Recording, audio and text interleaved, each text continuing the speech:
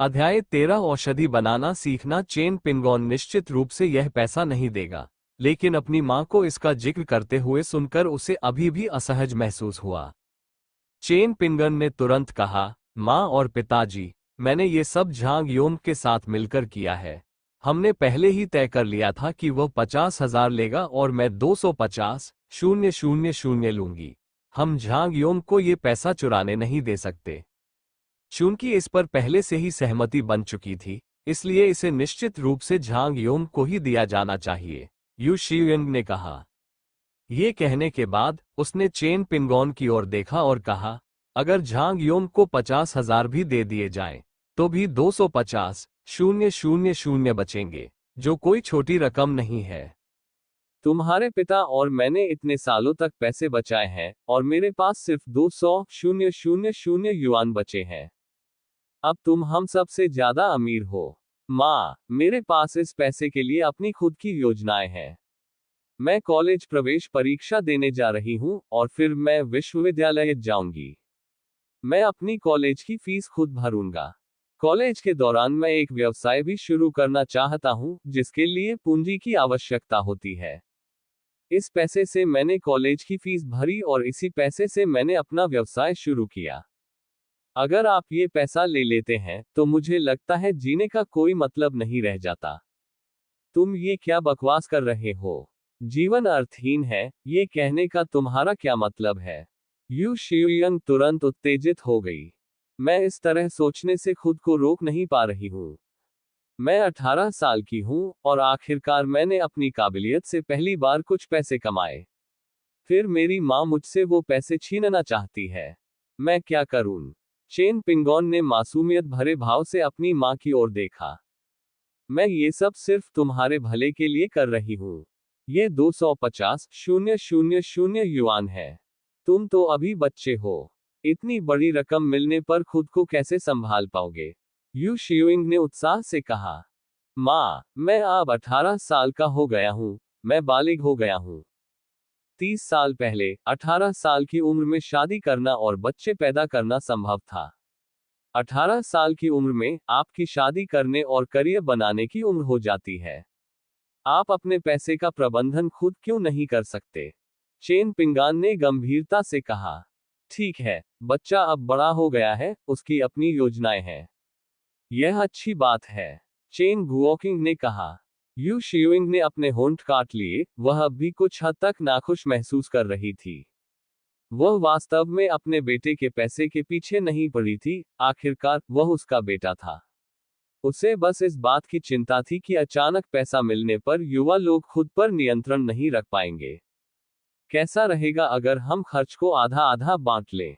आप 1 महीने के लिए पैसे मेरे पास रख सकते हैं, कम से कम मुझे इसे देखने का मौका तो मिल जाएगा। मैं इसे 1 महीने में आपको सौंप दूंगा, चेन पिंगॉन ने दुखी भाव से कहा। बेशक ये सब बनावटी शिकायत का एक नाटक था।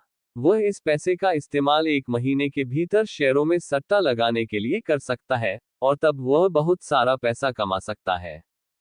तब तक उसके पास पैसे आ जाएंगे, और अगर वह अपने माता पिता को 250,000 युआन भी दे देता है, तो इससे कोई बड़ा फर्क नहीं पड़ेगा। इतनी परेशानी उठाने की कोई जरूरत नहीं है, आप खुद ही ले जाए, यू शियुइंग ने अचानक सिर हिलाते हुए कहा। अपने बेटे के दुखी चेहरे को देखकर वह अचानक नर्म पड़ गई। मेरा बेटा सही कह रहा है।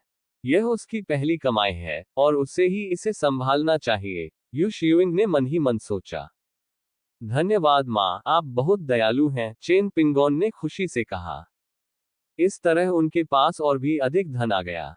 जल्दी खाओ, खाना ठंडा हो रहा है, यू शियुइंग ने चिड़चिड़ाते हुए कहा।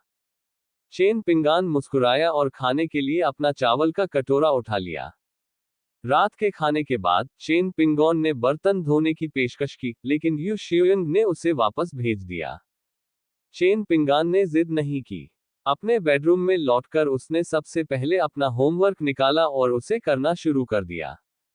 मैंने कल अपना होमवर्क नहीं किया और मुझे शिक्षक से डांट पड़ी। मैं नहीं चाहता कि कल फिर मेरे साथ ऐसा बर्ताव हो। इसलिए आज ध्यान देना और अपना होमवर्क अच्छे से करना सबसे अच्छा है। ये असाइनमेंट बहुत ही कठिन है। हाई स्कूल के असाइनमेंट की भारी मात्रा देखकर चेन पिंगोन अवाक रह गई। मुख्य समस्या यह है कि ऐसे कई प्रश्न हैं जिनका वह उत्तर नहीं दे सकता। चेन पिंगान के पास दांत पीसकर सभी असाइनमेंट को थोड़ा थोड़ा करके पूरा करने के अलावा कोई विकल्प नहीं था। यह सही लिखा गया है या नहीं, इससे कोई फर्क नहीं पड़ता। चेन पिंगोन को अब वाकई अपनी आगामी कॉलेज प्रवेश परीक्षा को लेकर चिंता होने लगी है। अपनी वर्तमान क्षमताओं के साथ यदि वह कॉलेज प्रवेश परीक्षा देता है तो शायद वह एक द्वितीय श्रेणी के विश्वविद्यालय में भी प्रवेश पाने में सक्षम नहीं होगा। वह हाई स्कूल में सीखी हुई लगभग हर बात भूल चुका था। अरे नहीं, अब हम क्या करेंगे? चेन पिंगोन ने राहत की सांस ली और अचानक उसके मन में कॉलेज प्रवेश परीक्षा छोड़ने का विचार आया। चूंकि मैं वैसे भी परीक्षा में फेल होने वाला हूं, तो अगले 2 महीने आराम करना ही बेहतर होगा। हालांकि यह विचार मेरे मन में बस एक क्षणिक रूप से आया। जब तक हालात पूरी तरह से सामान्य नहीं हो जाते तब तक उनके कॉलेज प्रवेश परीक्षा छोड़ने की संभावना नहीं है। जब तक मैंने अपना होमवर्क खत्म किया तब तक काफी देर हो चुकी थी। चेन पिंगोन अपने लिए मुश्किलें खड़ी नहीं करना चाहता था, इसलिए उसने जल्दी से हाथ मुंह धोए और सोने चला गया। अगली सुबह मैं फिर से झांग योन के साथ स्कूल गया। कक्षा में पहुंचते ही चेन पिंगोन आगामी फ्लैश सेल को लेकर उत्सुकता से भर उठी। आज तीसरी बार मैंने कुछ अच्छा सौदा पाने की कोशिश की है। पता नहीं इस फ्लैश सेल में मुझे कुछ अच्छा मिल पाएगा या नहीं। अंततः सुबह के 8 बज चुके थे। फ्लैश सेल सिस्टम इंटरफेस को अपडेट कर दिया गया है। सिस्टम इंटरफेस पर 4 बिल्कुल नए आइटम दिखाई दिए और चेन पिंगोन को उन्हें खरीदने का अवसर भी मिला। ये 4 वस्तुएं हैं। एक सोने की ईंट, एक 30 कैरेट का रूबी, ताई ची कौशल की एक मास्टर स्तरीय पुस्तक, ज्ञान की औषधि की एक बोतल। ब्रिक्स समूह को सबसे पहले इसलिए खारिज कर दिया गया क्योंकि इसका मूल्य सबसे कम था। 30 कैरेट के रूबी ने वाकई एक पल के लिए चेन पिंगोन के दिल में हलचल मचा दी थी। ध्यान रहे, ये 30 कैरेट का रूबी है। अगर इसे नीलामी में रखा जाए तो इसकी कीमत कम से कम करोड़ों में हो सकती है। इसीलिए चेन पिंगोन को प्रलोभन में पड़ने का विचार आया। ताई ची की ग्रैंड मास्टर स्तर की कौशल पुस्तक भी बहुत अच्छी है। यदि आप इसका अध्ययन करते रहें तो आप ताई ची में ग्रैंड मास्टर स्तर की महारत हासिल कर सकते हैं। हालांकि चेन पिंगोन के लिए, जिन्होंने दीर्घायु तकनीक में पूर्णतः महारत हासिल कर ली है, ताई ची सीखना कुछ हद तक अनावश्यक है। अंतिम वस्तु ज्ञानवर्धक औषधि की एक बोतल थी। सीखने की औषधि, इसे लेने के बाद ये 3 दिनों के भीतर याददाश्त को स्थायी रूप से बढ़ा सकती है और सीखने की क्षमता को 100 गुना तक बढ़ा सकती है। ज्ञानवर्धक औषधि का विवरण पढ़ने के बाद चेन पिंगोन की सांसें तेज हो गईं। ये ज्ञानवर्धक औषधि वाकई अद्भुत है, ये बिल्कुल वही है जिसकी उसे जरूरत है। ये ज्ञानवर्धक औषधि न केवल स्थायी स्मृति को बढ़ाती है बल्कि 3 दिनों के भीतर सीखने की क्षमता में 100 गुना वृद्धि भी प्रदान करती है। वह तो कमाल है। बस, मैंने इसे तुरंत खरीद लिया। चेन पिंगोन ने बिना किसी झिझक के सीधे ही सीखने की औषधि खरीद ली। दवा खरीद ली गई थी, लेकिन चेन पिंगोन के पास अब इसे लेने के अलावा कोई विकल्प नहीं था। क्योंकि यह सीखने का पेस 7 के बाद केवल 3 दिनों का सीखने का समय प्रदान करता है, इसलिए इसके उपयोग का समय महत्वपूर्ण है। अगर मैं अभी स्कूल में रहते हुए दवा लूं तो यह व्यर्थ होगा। चेन पिंगोन ने आज रात घर पहुंचने तक इंतजार करने और सीखने की औषधि लेने से पहले पूरी तरह से तैयार होने की योजना बनाई थी। अध्याय 14 स्टॉक खाता खोलना। चेन पिंगोन को अभी कुछ राहत महसूस हो ही रही थी कि अब उसे पढ़ाई की चिंता नहीं करनी पड़ेगी। तभी कक्षा के दरवाजे पर एक परिचित आकृति दिखाई दी। झांग लेई आ गए हैं। झांग लेई उदास चेहरे के साथ कक्षा के दरवाजे पर प्रकट हुआ और चेन पिंगोन को घृणा भरी निगाहों से देखने लगा। जब चेन पिंगोन ने उसकी ओर देखा तो झांग लेई ने चेन पिंगोन को गला काटने का इशारा किया। चेन पिंगोन अचानक हंस पड़ा और 2 शब्द बोले, बेवकूफ। हालांकि उसने चेन पिंगोन को बोलते हुए नहीं सुना, लेकिन झांग लेई ने स्पष्ट रूप से अनुमान लगा लिया कि चेन पिंगोन क्या कह रहा था, और उसका चेहरा तुरंत और भी उदास हो गया। स्कूल की घंटी बजी और झांग लेई गुस्से वाले चेहरे के साथ वहां से चला गया। वह चेन पिंगोन को आसानी से नहीं छोड़ेगा। वह चेन पिंगोन को मारना चाहता था। क्या झांग लेई तुम्हें परेशानी में डालने वाला है? झांग योंग ने पास झुकते हुए पूछा। हाँ, झांग लेई मुझे मुसीबत में डालने की योजना बना रहा है। तुम दोनों का उपनाम झांग है, लेकिन तुम दोनों में कितना बड़ा अंतर है, चेन पिंगोन ने मजाक में कहा। बिल्कुल सही, फर्क तो होना ही चाहिए। झांग लेई तो झांग परिवार का सरासर अपमान है। झांग योंग ने मुस्कुराते हुए कहा। अगले दिन की कक्षाएं सुचारू रूप से चली, सिवाय चेन पिंगोन के एक अप्रिय अनुभव के। उसे सबसे ज्यादा डर इस बात का था कि शिक्षक कक्षा में उससे प्रश्न पूछेंगे। ऐसे कई सवाल हैं जिनके जवाब उन्हें सचमुच नहीं पता है। सौभाग्य से अब हम सीनियर ईयर के अंतिम चरण में हैं, और शिक्षक मूल रूप से हमसे प्रश्न नहीं पूछेंगे, वे बस हमें अभ्यास प्रश्न हल करने के लिए कहेंगे। अभ्यास के प्रश्न भी हल करना कठिन है। हाई स्कूल से जुड़ी उनकी यादें बीते जीवन की हैं, उन्हें अब हाई स्कूल से संबंधित कुछ भी याद नहीं हो सकता। यह एक बेहद कष्टदायक अनुभव था, और अंततः दोपहर में स्कूल की छुट्टी हो गई। उनका स्कूल काफी मानवीय है, छात्र स्कूल के बाद दोपहर के भोजन के लिए बाहर जा सकते हैं। बिना कुछ कहे, चेन पिंगोन साइकिल से स्कूल से बाहर निकल गया। कल मैंने जू वानहाओ के साथ मिलकर यह फैसला किया कि हम आज पैसे उधार लेने जाएंगे। $2 मिलियन का ऋण मिलते ही वह शेयरों में निवेश करना शुरू कर सकता है। उस समय हमारे पास स्टार्टअप पूंजी का पहला स्रोत होगा। युवक, तुम पहुंच गए हो। वानहाओ सीमेंट प्लांट में जू वानहाओ ने पसीने से तरबतर चेन पिंगोन का मुस्कुराते हुए अभिवादन किया। भाई जू, इस जगह को ढूंढना वाकई बहुत मुश्किल है। मैं तो पहले गलत जगह पर भी चला गया था, चेन पिंगोन ने बिना किसी संयम के हौंकते हुए कहा। जू वानहाओ को चेन पिंगोन धीरे धीरे और अधिक पसंद आने लगा, क्योंकि उसे लगने लगा कि उसके सामने खड़ा युवक किसी हाई स्कूल के छात्र जैसा नहीं, बल्कि उसकी ही उम्र का कोई व्यक्ति लग रहा था। हालांकि जू वानहाओ ने पहले ही चेन पिंगोन की पहचान की जांच कर ली थी और पुष्टि कर दी थी कि चेन पिंगोन वास्तव में एक सीनियर हाई स्कूल की छात्रा थी। मैं कुछ नहीं कर सकता। मेरी सीमेंट फैक्ट्री है, और मैं शहर में काम नहीं कर सकता। जब हम वापस जाएंगे, तो मैं आपको घर छोड़ने के लिए गाड़ी का इंतजाम कर दूंगा, जू वानहाओ ने मुस्कुराते हुए पूछा। चलो इसे भूल जाते हैं। मैं वहां साइकिल से गया था, और वापस बस से आना असुविधाजनक होगा। भाई जू, क्यों ना हम पहले अपना काम निपटा लें? चेन पिंगोन ने कुछ झिझकते हुए कहा। ठीक है, जैसा आप कहें। जू वानहाओ ने दिल खोलकर हंसते हुए कहा। जू वानहाओ ने आगे बढ़कर लेखाकार के कार्यालय तक का रास्ता दिखाया, जहां लेखाकार ने आवश्यक प्रक्रियाएं पूरी की। करीबी भाइयों को भी हिसाब किताब साफ सुथरा रखना चाहिए। ऐसे में इस तरह के रिश्ते में दो लोगों की तो बात ही अलग है। जू वानहाओ का पैसे उधार देने की इच्छा ही उनकी उदारता को दर्शाती है। अगर कोई और होता, तो क्या आपको लगता है कि वह आपको पैसे उधार देने के लिए सहमत होता? इसके अलावा, चेन पिंगोन ने शुरू में यह उम्मीद नहीं की थी कि जू वानहाओ वास्तव में उसे पैसे उधार देगा। चेन पिंगोन तो बस एक कोशिश कर रहा था। अगर वे उसे पैसे उधार देने को तैयार होते, तो यही सबसे अच्छा नतीजा होता। अगर वे उसे पैसे उधार देने को तैयार नहीं होते, तो वह कुछ नहीं कर सकता था। तब हम केवल 300,000 की पुरस्कार राशि का उपयोग ही प्रारंभिक पूंजी के रूप में कर सकते हैं।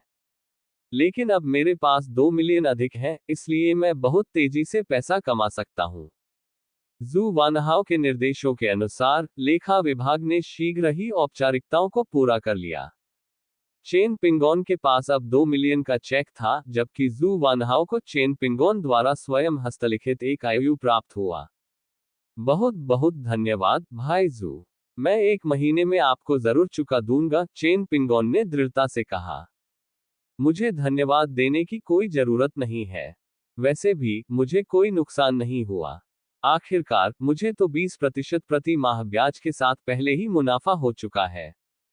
पिंगान, मैं तुमसे यह नहीं पूछूंगा कि तुम इस पैसे का क्या करने की योजना बना रहे हो, लेकिन तुम्हें सावधान रहने की जरूरत है। अगर तब तक तुम पैसे वापस नहीं कर पाए, तो मुझे दोष मत देना, जू वानहाओ ने गंभीरता से कहा। चिंता मत करो भाई जू, मुझे पूरा यकीन है कि कुछ नहीं होगा, चेन पिंगोन ने आत्मविश्वास से कहा। अच्छी बात है। आपने अभी तक दोपहर का भोजन नहीं किया है ना? क्या आप साथ में दोपहर का भोजन करना चाहेंगे?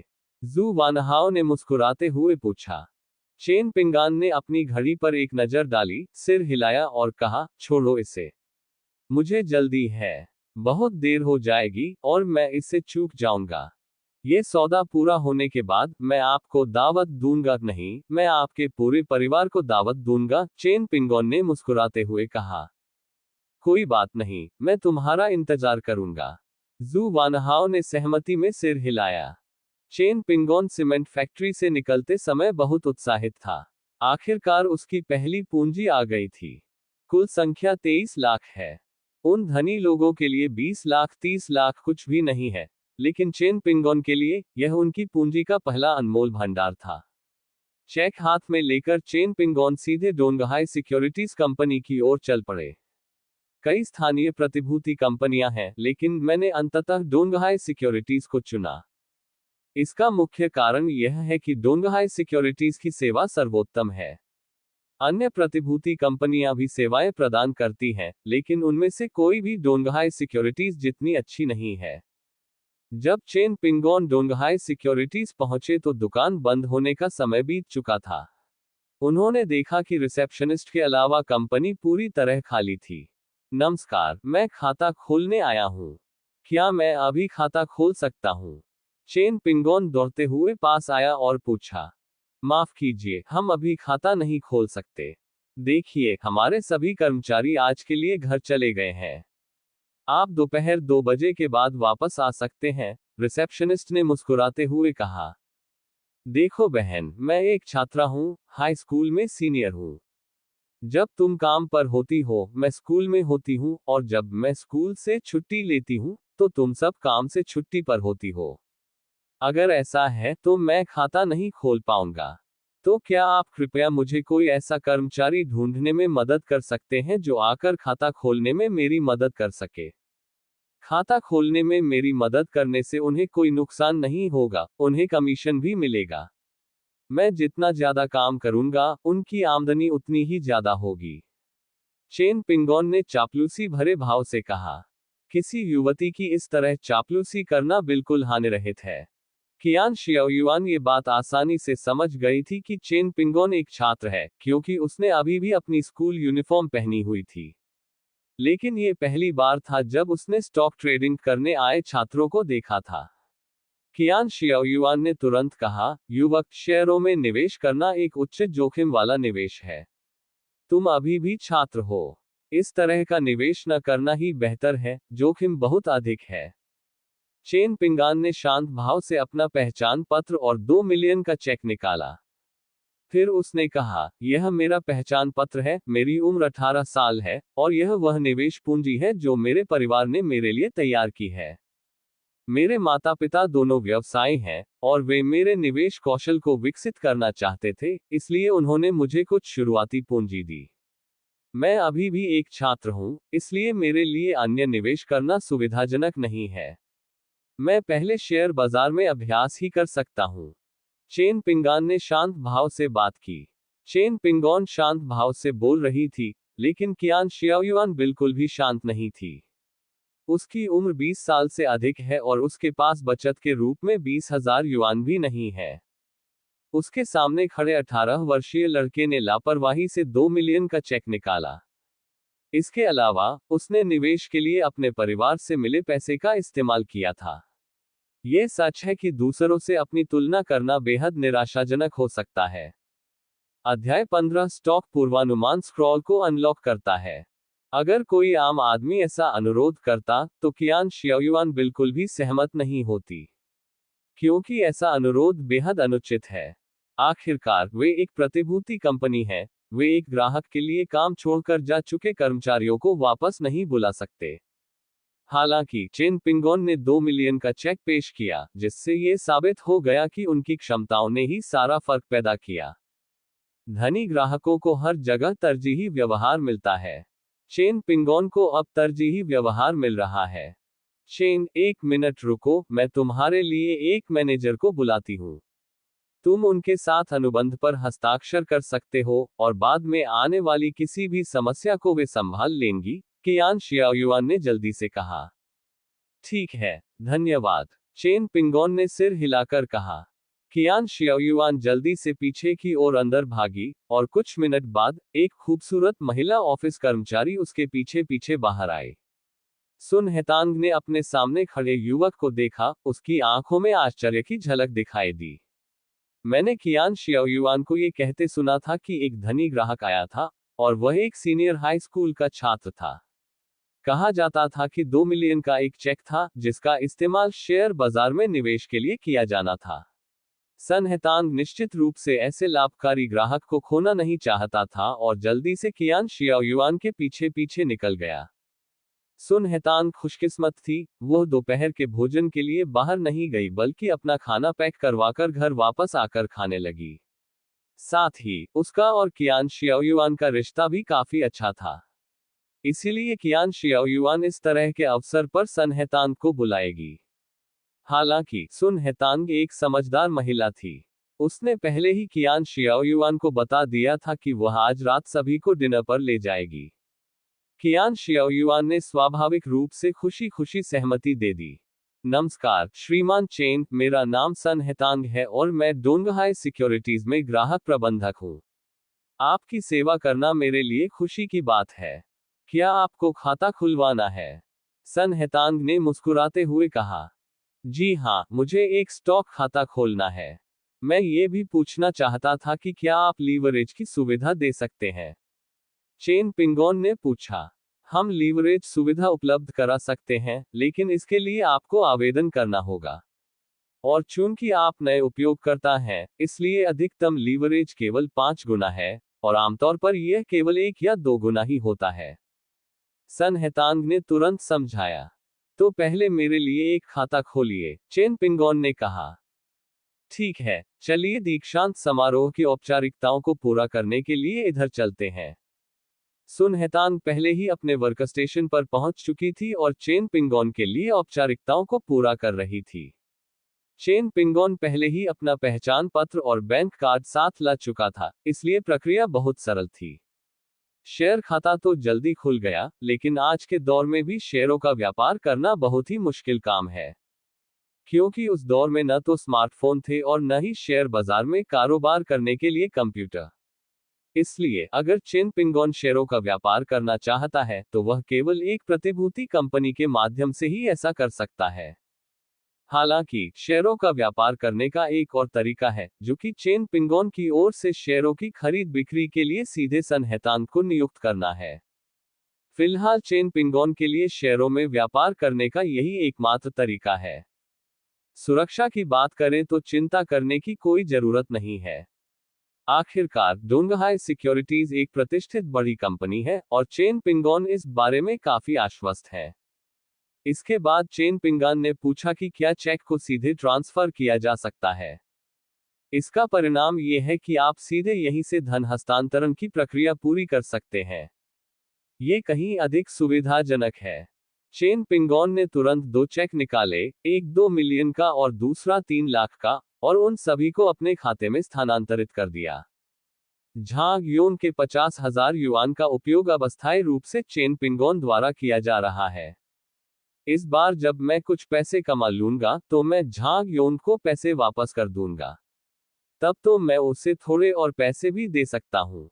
स्थानांतरण शीघ्रता से पूरा हो गया, और सन हेतांग की सेवा उत्कृष्ट थी, जिससे चेन पिंगोन बहुत संतुष्ट हुए और उनकी बहुत सी परेशानियां कम हो गईं। अन्यथा चेन पिंगोन के लिए बैंक के माध्यम से पैसे ट्रांसफर करना बहुत ही परेशानी भरा काम होगा। स्टॉक खाता खुल चुका है और उसमें पहले ही 23 लाख रुपए जमा हो चुके हैं। चेन पिंगोन ने भी लाभ उठाने के लिए आवेदन किया। सन हेतांग इस सौदे पर सहमत नहीं हो सकता, इसके लिए मुख्यालय में समर्पित कर्मियों द्वारा समीक्षा और प्रक्रिया की आवश्यकता होती है। लेकिन वास्तविकता में इस तरह की चीजें शामिल धनराशि पर भी निर्भर करती हैं। जितनी अधिक धनराशि शामिल होगी, समीक्षा प्रक्रिया उतनी ही तेजी से होगी। चेन पिंगोन के खाते में पहले से ही 23 लाख रुपए थे, जो कि अधिकांश खातों की तुलना में कहीं अधिक थे, इसलिए अनुमोदन प्रक्रिया अपेक्षाकृत तेज थी। लेकिन सबसे तेज समीक्षा प्रक्रिया में भी समय लगता है।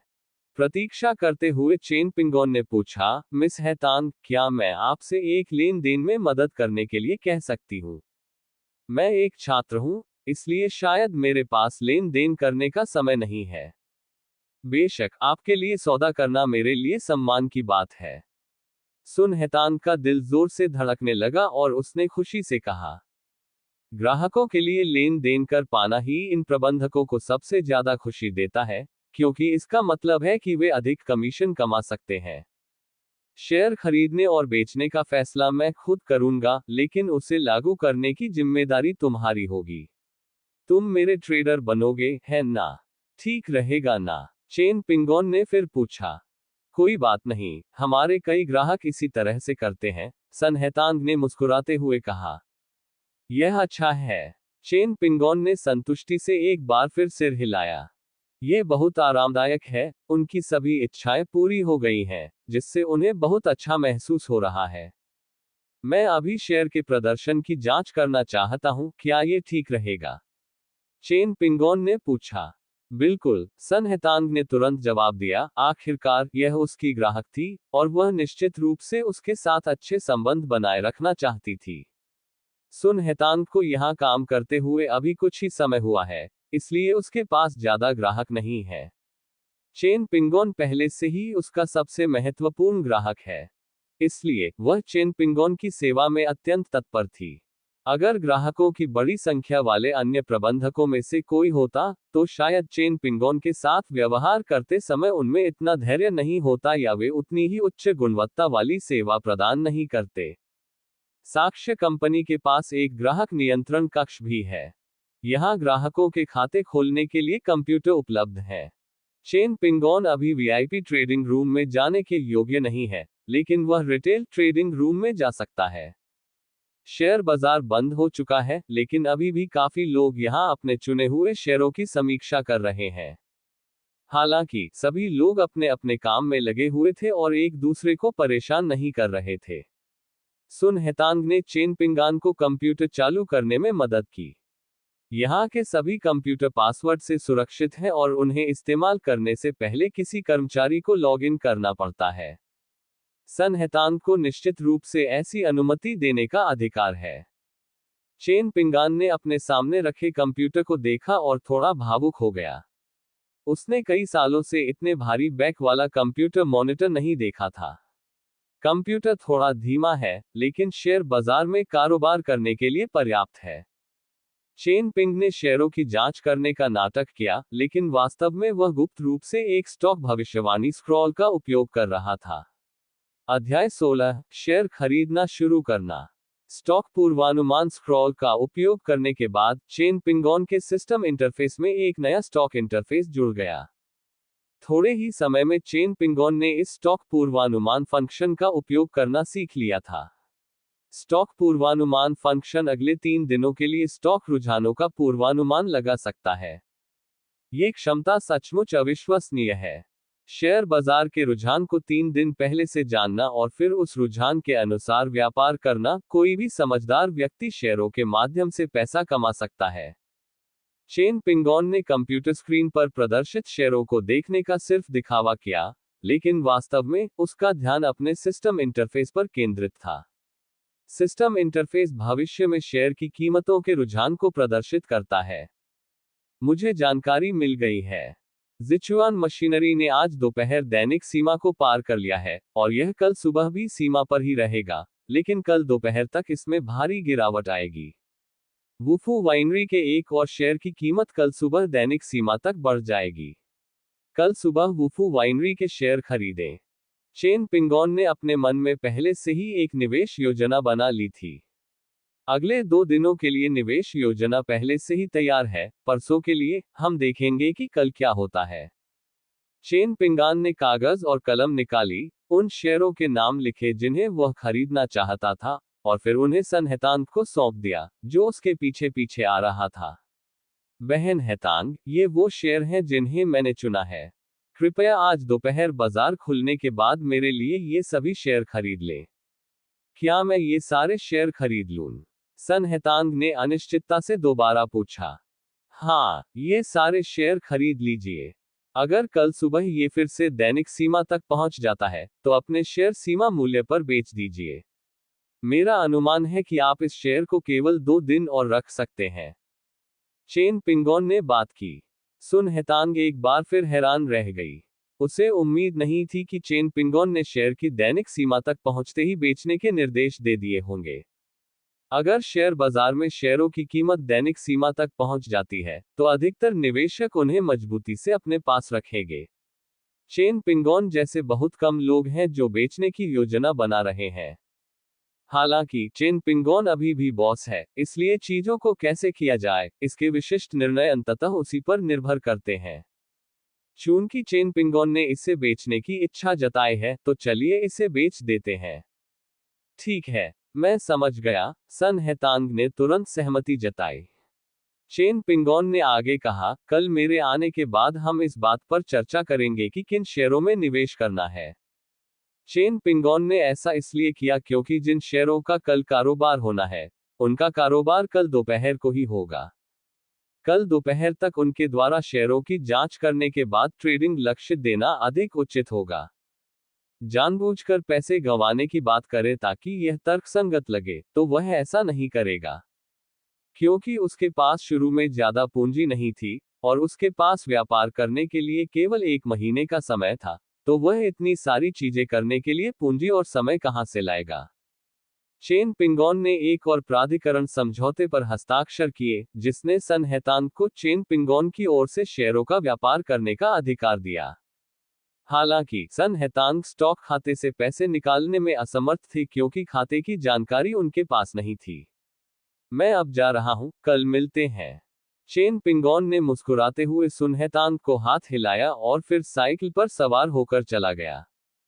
सुन हेतांग ने चेन पिंगोन को जाते हुए देखा और फिर अपनी नजरें हटा ली। देखना बंद करो, वरना तुम्हारी आंखें बाहर निकल आएंगी, कियान शियाओयुआन ने हंसते हुए कहा। मुझे बताओ, ये किस तरह का परिवार है जो 2 मिलियन युआन से अधिक की रकम निकालकर ऐसे बच्चे को शेयर बाजार में सट्टा लगाने देता है। सन हेतांग ने हाथ बढ़ाकर अपने बालों को झटका दिया और अचानक विषय बदल दिया। वे जरूर किसी अमीर परिवार से होंगे। क्या आपने अभी अभी उन 2 चेकों पर ध्यान दिया? वे जू वानहाव द्वारा लिखे गए थे।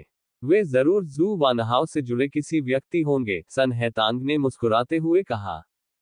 सीमेंट किंग जू वानहाव, है ना? कोई आश्चर्य की बात नहीं, कियान शियाओयुआन ने सिर हिलाते हुए कहा। ठीक है, अब मैं खाने जा रहा हूं। मैंने अभी आधा ही खाया है, और मुझे अभी भी भूख लग रही है, सन हेतांग ने लापरवाही से अंगड़ाई लेते हुए कहा। आगे बढ़ो, कियान शियाओयुआन ने हाथ हिलाते हुए कहा। सिक्योरिटीज कंपनी छोड़ने के बाद चेन पिंगोन वापस स्कूल नहीं गए। इसके बजाय उन्होंने सड़क किनारे एक फास्ट फूड रेस्टोरेंट ढूंढा, खाना खरीदा और खा लिया। ये सच है कि आजकल कीमतें वाकई बहुत कम है। फास्ट फूड खरीदते समय चेन पिंगान कीमत देखकर हैरान रह गया। 3 मांसाहारी व्यंजन और 3 शाकाहारी व्यंजन सिर्फ 3 युआन में। क्या आप यकीन कर सकते हैं? 3 मांसाहारी व्यंजन और 3 शाकाहारी व्यंजन, सब कुछ सिर्फ 3 युआन में। 1998 में कीमतें इतनी सस्ती थीं।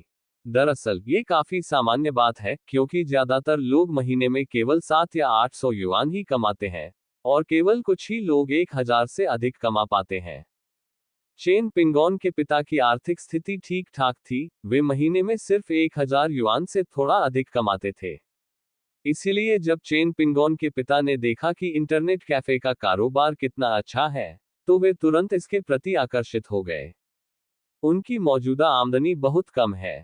चेन पिंगोन ने 3 युआन में खरीदा हुआ फास्ट फूड बड़े चाव से खाया। हालांकि कीमत कम है, लेकिन इस युग में फास्ट फूड को वास्तव में अधिक उच्च गुणवत्ता वाली सामग्रियों से बनाया जाना चाहिए। इसमें 20 साल बाद की तरह उन्नत तकनीक और कठिन परिश्रम नहीं था, लेकिन स्वाद उत्कृष्ट था। हालांकि उसके माता पिता ज्यादा नहीं कमाते थे, फिर भी वे चेन पिंगोन के प्रति काफी उदार थे, और उसके रहने सहने के खर्चे पर्याप्त थे। अत्यधिक खर्च करना तो संभव ही नहीं है, लेकिन बुनियादी जीवनयापन के खर्चों को पूरा किया जा सकता है। खाना खाने के बाद चेन पिंगोन आराम से साइकिल चलाते हुए स्कूल की ओर चल पड़ा। जैसे ही चेन पिंगोन स्कूल के लिए रवाना हो रही थी, दोपहर में शेयर बाजार आखिरकार खुल गया। सुन हेतांग ने अपना कंप्यूटर चालू किया और सबसे पहले स्टॉक की जानकारी देखी, फिर वह स्टॉक ढूंढा जिसे चेन पिंगोन खरीदना चाहता था। इस समय शेयर की गति सुस्त थी और उसमें धीमी गिरावट का रुझान दिख रहा था। शेयर की कीमत में गिरावट देखकर सन हेतांग हिचकिचा उठी। उन्हें समझ नहीं आ रहा था कि क्या उन्हें चेन पिंगोन के लिए शेयर खरीदना चाहिए या नहीं। हालांकि अपनी पेशेवर नैतिकता के चलते सुन हेतांग ने चेन पिंगोन के अनुरोध के अनुसार 23 लाख युआन में शेयर खरीदने का दृढ़ निश्चय कर लिया। जब मैंने इसे खरीदा था, तब भी शेयर की कीमत गिर रही थी, लगभग -2 अंकों के आसपास मंडरा रही थी। 2,300,000 कोई छोटी रकम नहीं है, लेकिन शेयर बाजार में तो ये कुछ भी नहीं है।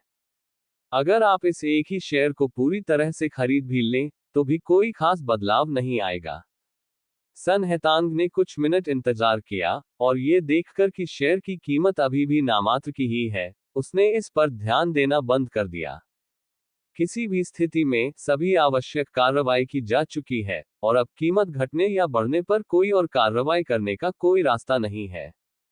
सुन हेतांग अपना काम करती रही। सन हेतांग के पास ज्यादा ग्राहक नहीं है, इसलिए उनका काम अपेक्षाकृत आसान है। आधे घंटे तक निष्क्रिय रहने के बाद सन हेतांग ने शेयर बाजार की स्क्रीन पर नजर डाली और पूरी तरह से स्तब्ध रह गया। ये कैसे हो सकता है? सन हेतांग ने आश्चर्य से कहा। क्या हुआ? सुन हेतांग की आवाज सुनकर आसपास के सहकर्मी भी उसकी ओर देखने लगे। सन हेतांग तुरंत खड़ी हो गई और माफी मांगते हुए बोली, मुझे माफ कीजिए, मैंने अभी आंकड़ों को गलत पढ़ा। इतना घबराओ मत, ये थोड़ा डरावना है। सौभाग्य से उनके सहयोगियों ने वास्तव में सन हेतांग को दोषी नहीं ठहराया, और वे अपने अपने कार्यों को करते हुए धीमी गति से काम कर रहे थे। सन हेतांग ने खुद को शांत करने के लिए अपनी छाती पर हाथ फेरा, फिर स्टॉक इंटरफेस को देखना जारी रखा। अध्याय 17 शेयर की कीमत में वृद्धि हुई। जिचुआन मशीनरी ने तुरंत दैनिक सीमा को पार कर लिया। सुन हेतांग को अपनी आंखों पर विश्वास नहीं हुआ और उसने उन्हें दोबारा देखा। परिणाम वही रहा। जिचुआन मशीनरी ने दैनिक सीमा को छू लिया है, और सीमा मूल्य पर खरीद के ऑर्डर लगातार बढ़ रहे हैं। अनुमान है कि आज सीमा नहीं टूटेगी। दैनिक सीमा कैसे पार हो गई? सन हेतांग ने मन ही मन सोचा। फिर मैंने शेयर के रुझान पर गौर किया। ये शेयर पहले सुस्त चल रहा था, लेकिन अचानक तेजी से बढ़ने लगा। महज 2 मिनट में ये दैनिक उच्चतम स्तर तक पहुंच गया, जो अविश्वसनीय था। हालांकि शेयर बाजार में इस तरह की अचानक कीमतों में उछाल आना अभी भी आम बात है, और असल में जब तक आप किसी शेयर की कीमत बढ़ते हुए देखते हैं, तब तक उसे खरीदने में बहुत देर हो चुकी होती है। आम लोग खरीदने की हिम्मत नहीं करेंगे, क्योंकि इतनी तेज वृद्धि से मंदी भी आ सकती है। एक बार जब आप खरीद लेते हैं, तो कीमत गिर जाती है, जिससे आप एक ऊंचे पहाड़ पर खड़े रह जाते हैं। सन हेतांग को यह समझ नहीं आ रहा था कि चेन पिंगान की नजर जिस शेयर पर थी, वह इतने कम समय में अपनी दैनिक अधिकतम सीमा तक कैसे पहुंच गया। उन्होंने ये निर्णय कैसे लिया? सन हेतांग ने हैरानी भरे भाव से कहा। हालांकि इस बात से इनकार नहीं किया जा सकता कि चेन पिंगोन का निर्णय सटीक था। इसके अलावा चेन पिंगोन ने पैसे कमाए। मैंने -2 अंकों पर शेयर खरीदे थे, और अब ये 10 अंक ऊपर है, जिससे मुझे 12 अंकों का लाभ हुआ है, यानी 280,000 युआन का। शेयरों का आकर्षण यही है। हालांकि शेयर बाजार में निवेश करना जोखिम भरा होने के साथ साथ लाभ भी अधिक होता है। आप जल्दी पैसा कमा सकते हैं, लेकिन उतनी ही जल्दी उसे खो भी सकते हैं। इसलिए अधिकांश आम लोगों के लिए शेयरों में निवेश करना उचित नहीं है। क्लास में भाग लेते समय चेन पिंगोन ने स्टॉक के रुझान देखने के लिए सिस्टम इंटरफेस खोला। चेन पिंगोन को अभी अभी एहसास हुआ कि स्टॉक इंटरफेस न केवल 3 दिन बाद के स्टॉक ट्रेंड की भविष्यवाणी कर सकता है, बल्कि वर्तमान स्टॉक ट्रेंड भी दिखा सकता है। इसी समय चेन पिंगोन ने भी देखा कि जिचुआन मशीनरी ने दैनिक सीमा को पार कर लिया है। चेन पिंगोन कुछ हद तक चिंतित था, मुख्य रूप से इसलिए क्योंकि उसे चिंता थी कि सन हेतांग अविश्वसनीय था और उसने उसके लिए शेयर नहीं खरीदे थे। अगर सन हेतांग ने इसे नहीं खरीदा होता तो चेन पिंगोन को भारी नुकसान उठाना पड़ता। अब चेन पिंगोन स्कूल में पढ़ाई कर रहा है। उसके पास सन हेतांग पर भरोसा करने के अलावा कोई चारा नहीं है। चेन पिंगोन, कक्षा में अपना ध्यान मत भटकने दो। यहाँ आओ और इस प्रश्न का उत्तर लिखो।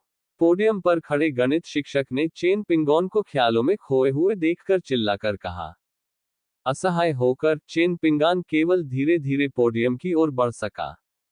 सौभाग्य से यह एक गणितीय समस्या थी जिसे वह बड़ी मुश्किल से लिख पाया। कई मिनट बिताने के बाद चेन पिंगोन ने आखिरकार समस्या का समाधान कर लिया और पसीने से तरमाथे के साथ पोडियम से नीचे उतर गए। ये कक्षाएं बहुत कठिन हैं। मैं और इंतजार नहीं कर सकता। मुझे आज रात से ही पढ़ाई शुरू करनी होगी, चेन पिंगोन ने मन ही मन सोचा। जब क्लास खत्म हुई तो चेन पिंगान ने ली मेंग्यून के पास जाकर कहा, ली मेंग्यून, क्या तुम मेरी एक मदद कर सकती हो? ली मेंग्यून पहले तो चेन पिंगोन को देखकर खुश हुई, लेकिन फिर उसे याद आया कि कुछ दिन पहले ही चेन पिंगोन ने छत पर उसका पहला चुंबन लिया था, इसलिए उसकी मुस्कान गायब हो गई। ली मेंग्यून की मुस्कान पल भर में गायब हो गई। यह क्या है? मैं अपने सीनियर वर्ष के पहले सेमेस्टर के पाठ्यक्रम के साथ साथ जूनियर और हाई स्कूल के पहले वर्ष के पाठ्यक्रमों की समीक्षा करना चाहता हूं, लेकिन मैंने उस समय कोई नोट्स नहीं बनाए थे। क्या मैं आपके नोट्स उधार ले सकता हूं? मुझे पता है कि आपने अपने नोट्स जरूर रखे होंगे। ली डिश ने कहा। मैं इसे तुम्हें क्यों उधार दूं? ली मेंग्यून ने ठंडे लहजे में कहा। क्या आपको उम्मीद नहीं थी कि मैं कड़ी मेहनत करके भविष्य में किसी अच्छे विश्वविद्यालय में दाखिला ले सकूंगी?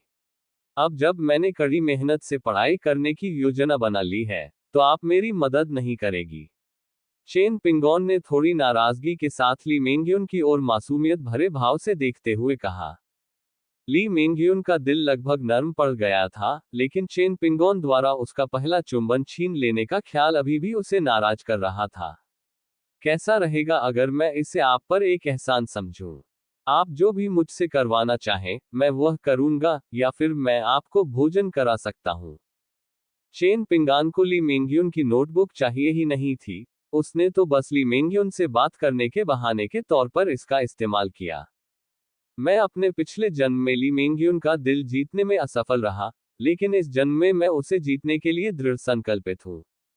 वह जानता था कि ली मेंग्यून को पाना आसान नहीं था, और वह ये भी जानता था कि ली मेंग्यून का परिवार बेहद धनी और शक्तिशाली था।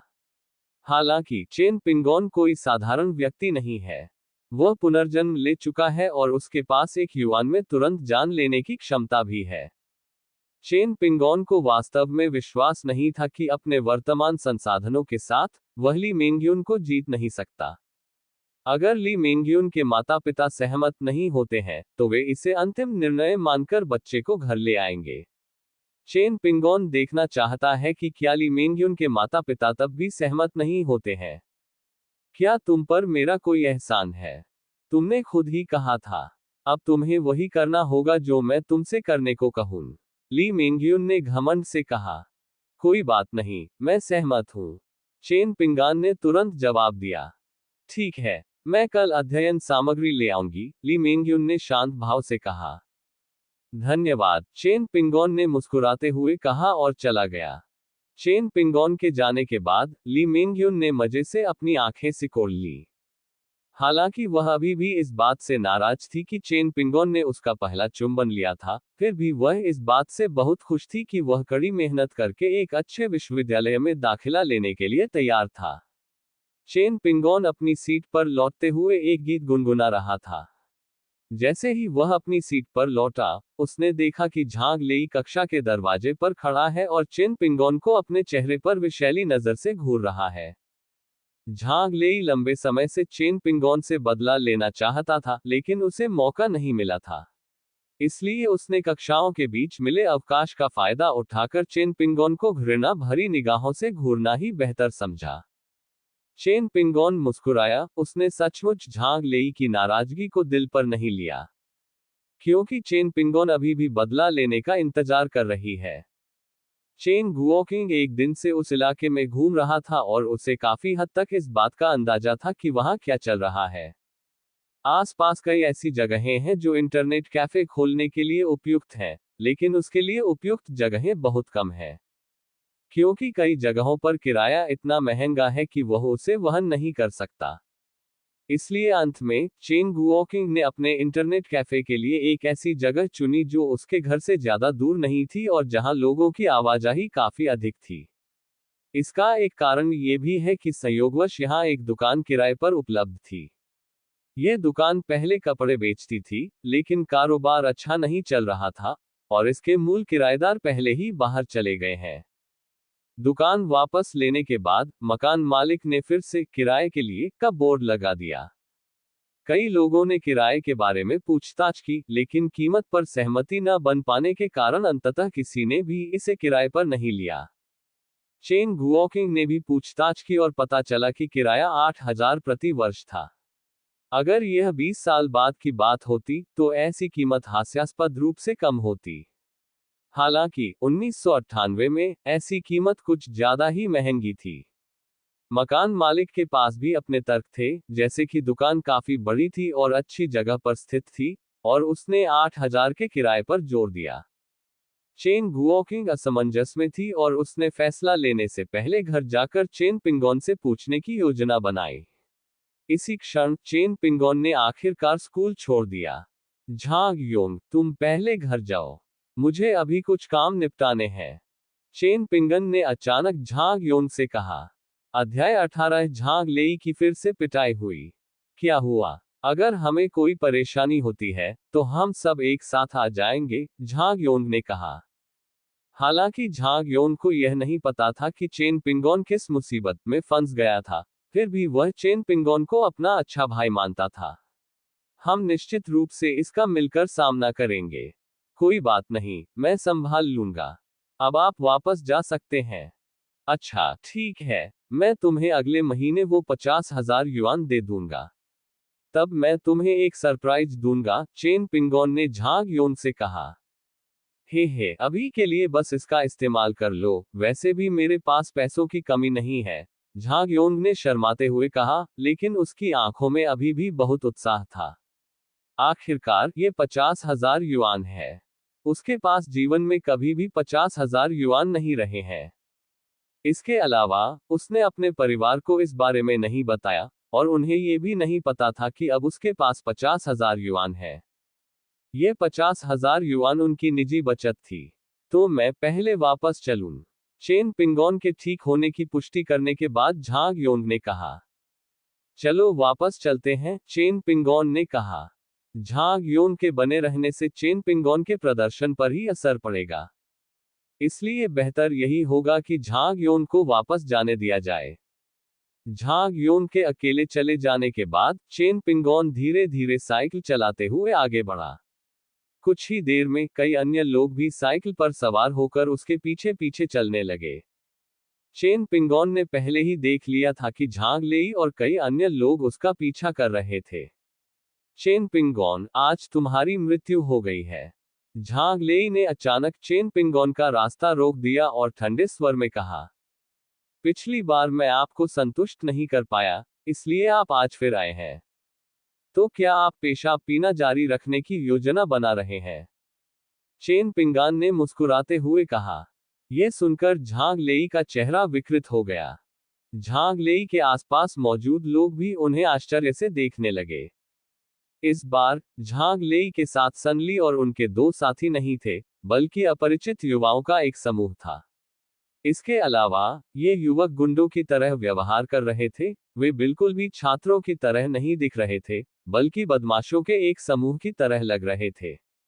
वे शुरू से ही गली के गुंडे थे, क्योंकि चेन पिंगोन को पता था कि वे सभी झांग लेई के चचेरे भाई के आदमी थे। झांग लेई का चचेरा भाई भी किसी काम का नहीं था, वह एक गली का गुंडा था जो अपने अधीन गुंडों का एक बड़ा समूह रखता था। झांग लेई यह भी जानता था कि सनली और उसका समूह भरोसेमंद नहीं थे। इसके अलावा पिछली घटना के कारण झांग लेई को सनली और अन्य लोगों के सामने शर्मिंदगी उठानी पड़ी, और झांग लेई कई दिनों से सनली और अन्य लोगों से मिलने नहीं गए हैं। इस बार उन्होंने अपने चचेरे भाई से गुंडों का एक समूह भी उधार लिया, विशेष रूप से चेन पिंगोन से निपटने के लिए। झांग लेई और चेन पिंगोन के बीच की बातचीत सुनकर गुंडों का पूरा समूह आश्चर्य से झांग लेई की ओर देखने लगा। क्या झांग लेई ने पेशाब पिया था?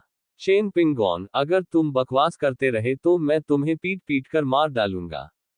झांग लेई गुस्से से दहाड़ा। क्या तुम अधीर हो रहे हो? तुम अधीर हो रहे हो। यह एक तथ्य है कि तुमने पेशाब पिया है।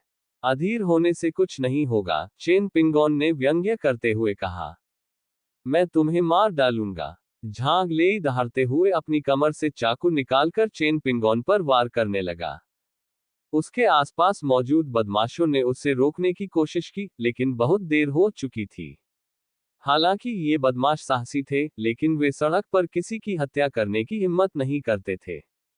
उन्हें शुरू करने से पहले कम से कम एक सुनसान सड़क तो ढूंढ लेनी चाहिए। चेन पिंगान ने ठंडे मन से देखा जब झांग लेई ने उस पर चाकू से हमला किया। उसने झांग लेई की कलाई पकड़ ली जिसमें चाकू था और झांग लेई को लात मारकर दूर फेंक दिया। इस लात से झांग लेई की पसलियां टूट गईं। झांग लेई चीख पड़ी और तुरंत बेहोश हो गई। भाइयों, चलो साथ चलते हैं।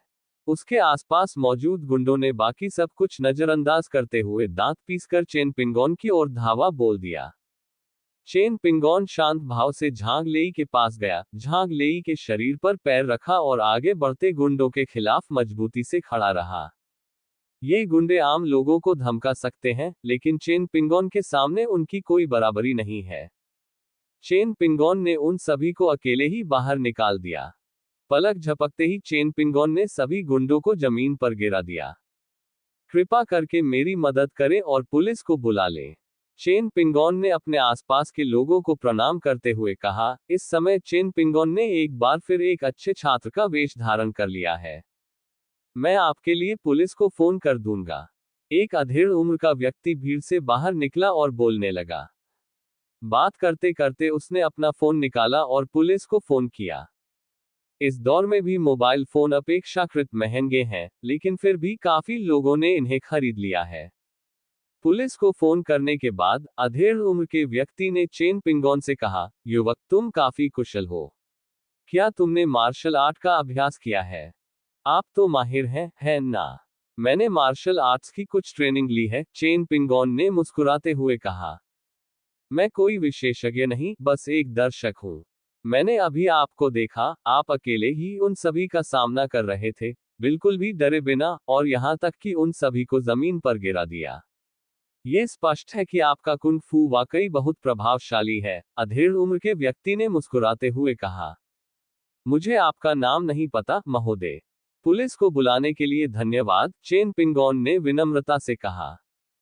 मेरा नाम लिंग गुआंगशिन है और मैं व्यापार करता हूँ। हमारा मिलना संयोगवश हुआ है। नौजवान, कृपया मेरे साथ औपचारिकता न बरतें, लिंग गुआंगशिन ने मुस्कुराते हुए सहजता से कहा। मेरा नाम चेन पिंगोन है। मैं अभी स्कूल में पढ़ रहा हूँ, हाई स्कूल में सीनियर हूँ। मैं आपको अंकल लिन कहकर बुलाऊंगा। मुझे आपको भाई लिन कहकर बुलाना चाहिए, लेकिन मुझे डर है कि अगर आपका बच्चा मुझे भाई कहते हुए सुन लेगा तो वह मुझे मार देगा, इसलिए मैं आपको अंकल लिन ही कहूंगा, चेन पिंगोन ने मजाकिया लहजे में कहा। हाँ, तुम तो वाकई एक दिलचस्प नौजवान हो, लिन गुआंगशिन ने दिल खोलकर हंसते हुए कहा। अंकल लिन, आप किस तरह का व्यवसाय करते हैं? चेन पिंगोन ने पूछा। चेन पिंगोन भविष्य में निश्चित रूप से व्यापार में उतरेंगे, इसलिए यह उनके लिए संबंध बनाने का एक तरीका है। मैं कंप्यूटर बेचता हूँ। चूंकि तुम हाई स्कूल में सीनियर हो, तो तुम्हें पता होना चाहिए कि कंप्यूटर क्या होता है ना? लिन गुआंगशिन ने थोड़ा गर्व से कहा। इस युग में भी कंप्यूटर को बहुत उच्च श्रेणी का उपकरण माना जाता है, और लिन गुआंगशिन को कंप्यूटर बिक्री का व्यवसाय चलाने में सक्षम होने पर गर्व है। क्योंकि यह व्यवसाय ऐसा नहीं है जिसे आम लोग कर सकें। अंकल लिन कंप्यूटर बेचने का व्यवसाय चलाते हैं, जो एक शानदार व्यवसाय है और जिसका भविष्य उज्जवल है, चेन पिंगोन ने थोड़ी सी प्रशंसा करते हुए कहा। हालांकि इस चापलूसी से लिन गुआंगशिन को काफी सहज महसूस हुआ। हालांकि कंप्यूटर का कारोबार सिर्फ 10 साल तक ही चल सकता है। 10 साल बाद हमें ये सोचना होगा कि आगे क्या करना है, चेन पिंगोन ने मुस्कुराते हुए कहा। ऐसा क्यों है? लिंग गुआंगशिन ने हैरानी और जिज्ञासा से पूछा। क्योंकि चीजें दुर्लभ हैं, इसलिए वे अभी महंगी हैं और लोग खूब पैसा कमाते हैं। लेकिन भविष्य में कंप्यूटर निश्चित रूप से अधिकाधिक आम होते जाएंगे। कोई चीज जितनी अधिक आम होगी, कंप्यूटर की कीमत उतनी ही कम होगी। कीमत जितनी कम होगी, मुनाफा उतना ही कम होगा। और यह सिलसिला जितना लंबा चलेगा, उतने ही ज्यादा लोग कंप्यूटर बेचेंगे। बुनियादी प्रतिस्पर्धा के बिना शुद्ध बिक्री को बनाए रखना निश्चित रूप से लगातार मुश्किल होता जाएगा। इसलिए अल्पावधि में कंप्यूटर बेचना एक अच्छा व्यवसाय है, लेकिन लंबी अवधि में यह उतना अच्छा नहीं है।